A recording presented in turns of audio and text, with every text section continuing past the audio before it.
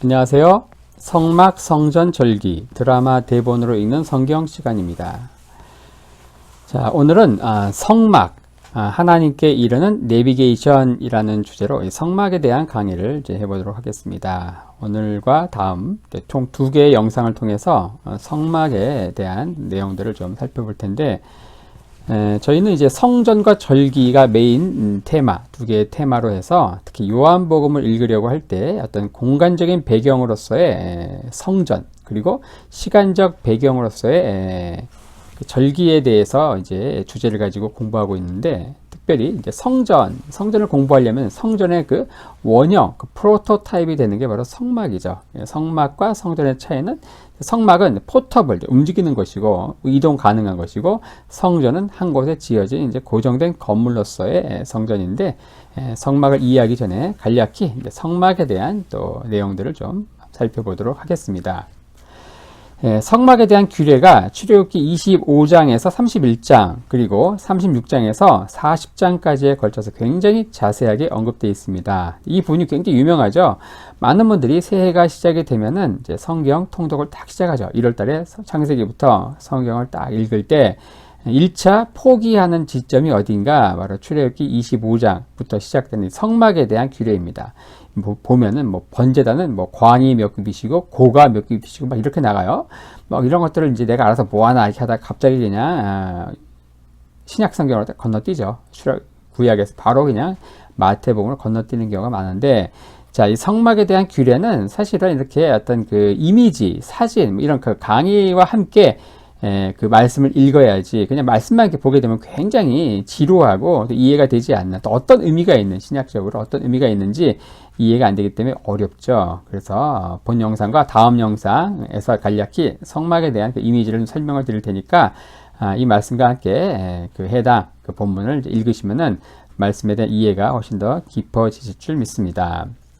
자, 성막의 모형을 이제 보고 계십니다. 성막 각각 하나씩 해서 저희들이 각각의 구조물들과 관련된 말씀들과 함께 또 각각의 의미를 좀 살펴보도록 하겠습니다.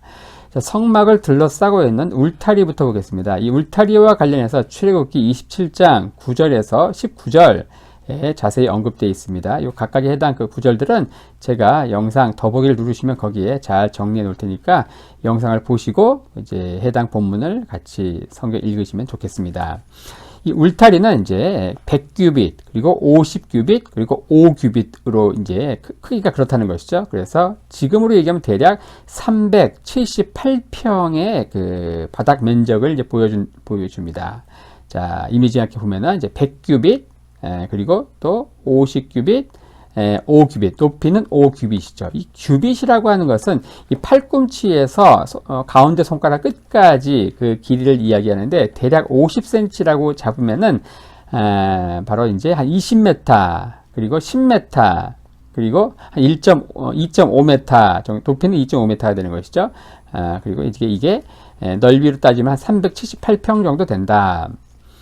자, 겉에서 볼 때, 밖에서 볼 때는 이제 전혀 흠모할 게 없다는 것이죠. 안에가 보이지 않습니다. 높이가 2.5m이기 때문에 키가 2.5m보다 큰 사람들은 이제 보이겠지만 웬만하면 이제 2m가 안 되죠. 그래서 겉에서 볼 때는 이제 흰 울타리 천밖에 보이지 않기 때문에 겉에서 볼 때는 성막은 흠모할 게 아무것도 없는 건물이다. 자, 그래서 관련된 말씀이 고린도서 1장에 십자가의 도가 멸망하는 자들에게는 미련한 것이요, 이런 표현이 있습니다. 그리고 하나님께서 전도에 미련한 것으로 믿는 자들을 구원하시길 기뻐하셨다. 성막, 밖에서 볼 때는 굉장히 흠모할 것이 없는 이런 모습들이 십자가의 도, 십자가를 통해서 하나님께서 우리 인생들을 구원하시는 그 역사가 바로 세상 사람들이 볼 때는 미련하고 한 것으로 보인다. 이렇게 연결된다는 것이죠.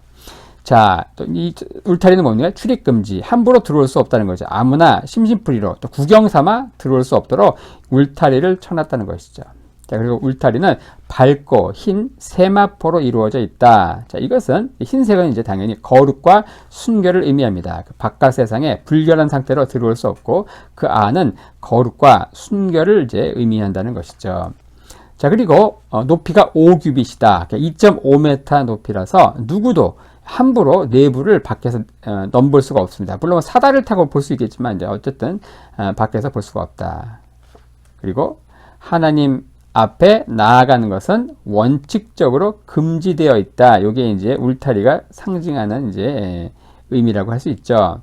관련된 말씀을 보겠습니다. 로마서 3장에 이런 말씀이 있죠. 모든 사람이 죄를 범하였음에 하나님의 영광에 이르지 못했다. 그래서 이 울타리는 이제 하나님의 영광에 이르지 못하는 우리 죄를 범한 인생들의 실존을 이제 의미한다고 볼 수 있습니다.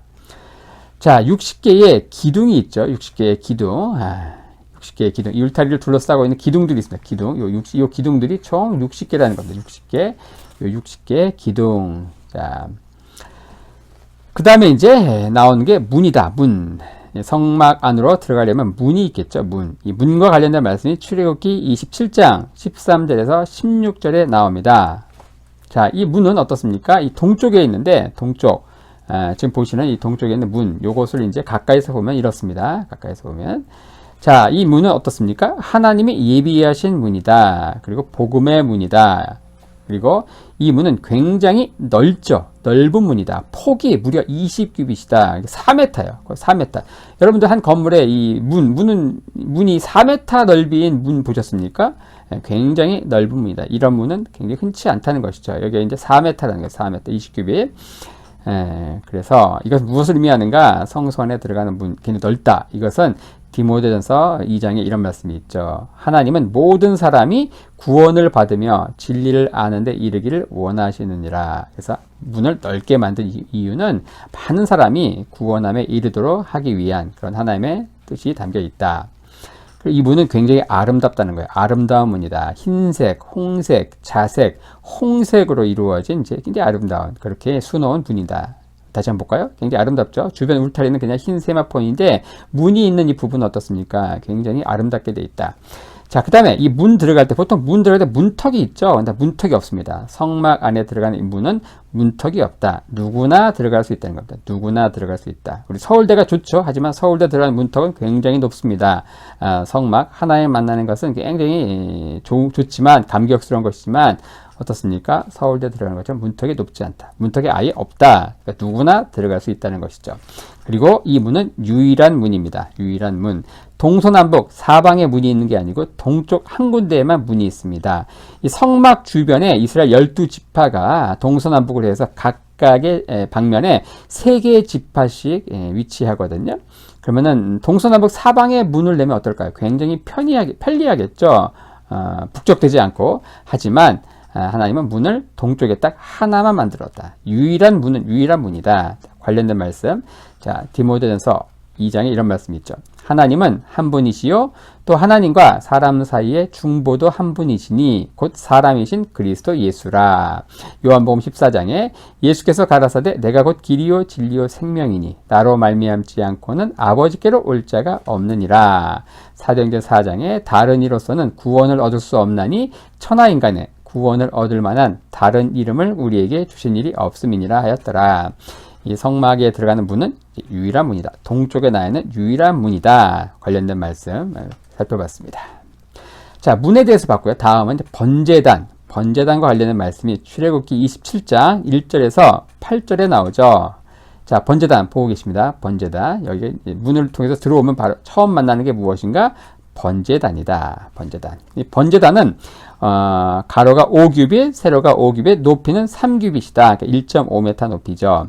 자, 이것은 이제 시띠나무를 노수로 입혀서 만든다. 시띠나무를 노수로 입혀서 만든다. 런던 소방국에서 이런 발표를 했습니다. 노수로 싼 나무는 불에 완전히 견딘다는 것인데 현대적으로도 밝혀진 게 금은 녹는 점이 1069도라고 합니다. 하지만 노수는 더 높아서 1085도가 되어야만 녹는다고 하죠. 그래서 이 금으로 쌓여진 것은 웬만해선 불 속에서도 이제 타지 않는다는 것이죠. 자, 노수로 쌓여진 시띠나무는 결코 타지 않는다. 마찬가지로 십자가에 쌓여진 인생도 결코 멸망하지 않는다는 것이죠. 이 번제단 안쪽에는 놋그물이 설치되어 있습니다. 그 위에 이제 나무를 놓고 그 나무를 뗄감으로 해서 희생 제물을 태우겠죠. 이미지를 볼까요? 이 안쪽에 이쪽에 뭐가 있습니까? 바로 놋그물이 있는 것이죠. 놋그물. 분리하면 이렇습니다. 분리. 마치 뭐 바베큐 판과 같은 뭐 그런 거죠. 자, 그 다음에 번제단 주변에는 앉아서 쉴 의자가 없다. 제사장이 앉아서 쉴 수가 없다는 것이죠. 앉아서 쉴 의자가 없다. 자, 요것은 이제 관련된 말씀이 어떻습니까? 아직 큰 구속 사업이 완전히 이루어진 것이 아니죠. 자, 완전한 것이 이루어질 때까지 이제 쉴 의자가 없다. 히브리서 10장 이런 말씀이 있습니다. 제사장마다 매일 서서 섬기며 자주 같은 제사를 드리되 이 제사는 언제든지 죄를 없게 하지 못한다. 예수님을 통한 이제 완전한 제사, 완전한 속죄에 이르기 전까지 이것은 일종의 모형으로 일시적으로 임시적으로 주어진 것이기 때문에 앉아서 쉬는 의자가 주변에 없다는 것이죠. 영원한 속죄가 이루어질 때까지 제사장은 계속 바쁜 거죠. 구약 시대에는. 자, 번제단 이제 동서남북 사방에 나 있는 이 뿔에 대해서 한번 살펴보겠습니다. 뿔 어떻습니까? 이 동서남북 사방에 이제 뿔이 있죠. 뿔. 요게 이제 뿔인데, 자, 뿔은 이제 무엇을 의미하는가? 도피성을 의미하죠. 도피성. 이 제단 뿔을 잡은 아도니아와 또 제단 뿔을 잡은 요압 이야기가 열왕기서에 나옵니다. 이 뿔은 네 개의 뿔이 있죠. 동서남북 으로 네 개의 뿔이 있는데 이것은 바로 이 복음이 동서남북 사방으로 퍼져나가야 한다. 뭐 그런 것들을 의미한다고 합니다. 자, 누가복음 1장에 보면은 사가랴 세례요한의 아버지죠. 이 사가랴의 찬송시 가운데 이런 표현이 있습니다. 우리를 위하여 구원의 뿔을 그종 다윗의 집에 일으키셨다. 자, 예수님의 탄생을 뭐라고 하는가? 구원의 뿔. 이 뿔이 뭐냐? 우리 콧불소의 뿔 이런 게 아니고 바로 번제단에 있는 그 뿔, 바로 도피성을 의미하는 그걸 딱 잡기만 하면 어때요? 아무리 죽을 죄인이라고 하더라도 그걸 딱 잡기만 하면 곧바로 죽지 않고 일단 자초지정을 들어볼 수 있다는 것이죠. 소명할 수 있는 기회를 준다는 것이죠. 자, 구원의 뿔로 이렇게 표현되어 있다는 것이죠. 번제단. 자, 그 다음에 이제 나오는 이제 또 번제단을 지나면 뭐가 나옵니까? 물두멍이 나오죠. 물두멍과 관련된 말씀이 출애굽기 30장 18절에서 21절에 기록되어 있습니다. 자, 번제단이 있고 그 다음에 나오는 이제 물두멍 보고 계십니다. 바로 성소에 들어가기 직전에 있는 또 구조물이 이 물두멍이죠. 또 자세히 또 보면 이렇고요. 자, 이 물두멍은 뭐냐? 성소에 들어가기 전 제사장들이 손과 발을 씻는 곳이다. 그리고 이것은 이제 일반 이스라엘 사람들은 해당 안 됩니다. 여긴 제사장만이 이제 사용하는 것이죠.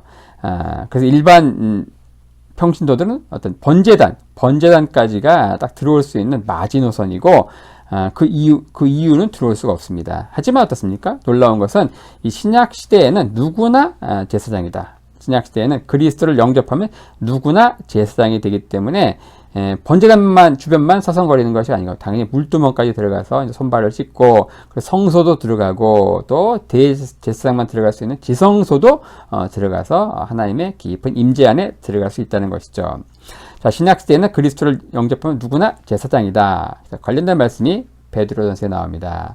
하나님이 기쁘게 받으실 신령한 제사를 드릴 거룩한 제사장이 될지니라. 자, 모든 평신도들이 다 이제 평신도 그런 구분이 없는 거다. 다 제사장이다. 제사장.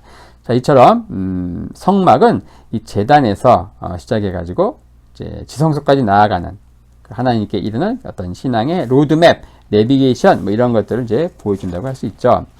자, 재밌는 것은 뭔가 이 물두멍은 크기에 대한 언급이 없다. 뭐 번제단이라든지 다른 성막의 기명들은 전부 뭐 광이 몇 규빗, 고가 몇 규빗 이런 표현들이 다 있는데 이 물두멍은 이 크기에 대한 언급이 없다는 겁니다. 크기에 대한 언급이 없다. 자, 이것은 무엇을 의미하는가? 자, 이 제사장들이 손발을 씻는다. 여기서 이 그리스도인의 발을 씻어주시는 어때요? 주님의 은혜가 한량 없음을 의미합니다. 한량 없음.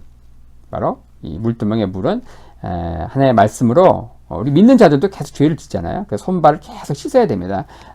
근데 그 물두멍의 크기에는 크기에 대한 언급이 없다. 제한이 없다. 근데 이건 또 돌려 말하면 또 이런 걸 의미하죠. 부끄럽지만 성도들이 예수님을 믿게 됐지만 그 이후에도 무한히 탈선하고 또 무한히 죄를 범할 것을 또 전제로 하고 있는 또 말씀이기도 합니다. 그래서 물두멍에 대한 크기가 없다. 우리 성도들을 이제 깨끗게 하시는 이 주님의 은혜는 한량이 없다. 이런 것들을 의미한다는 것이죠. 이 물두멍을 만든 것은 무엇인가? 당시 부녀자들이 가지고 나온 그 거울, 이집트에서 갖고 나온 거울로 이 물두멍을 만들었다는 것이죠. 물두멍. 그 당시엔 유리가 없었습니다. 유리. 거울을 오늘날 유리로 만들지만 당시에는 이제 노수로 만들었는데 이 노수를 다 녹여가지고 이 물두멍을 만들었다. 물두멍. 이 거울을 통해서 우리가 우리 얼굴, 뭐 묻은 거 이렇게 볼 수 있듯이 하나님의 말씀을 앞에 설 때 우리의 이런 부족한 점들, 죄, 결점 이런 것들을 보게 되고 이 물두멍에서 하나님의 말씀으로 그 죄, 결점들을 깨끗이 씻을 수 있다는 것이죠. 마치 거울을 보고 얼굴에 있는 흠을 제거하듯이 말이죠. 자, 이렇게 하면서 오늘은 성막의 구조물 가운데 울타리, 그리고 들어가는 문, 번제단, 그리고 물두멍까지 살펴보았습니다. 다음은 계속 이어서 성소, 그리고 지성소 안에 있는 그 구조물 뭐 이런 것들에 대해서 살펴보도록 하겠습니다.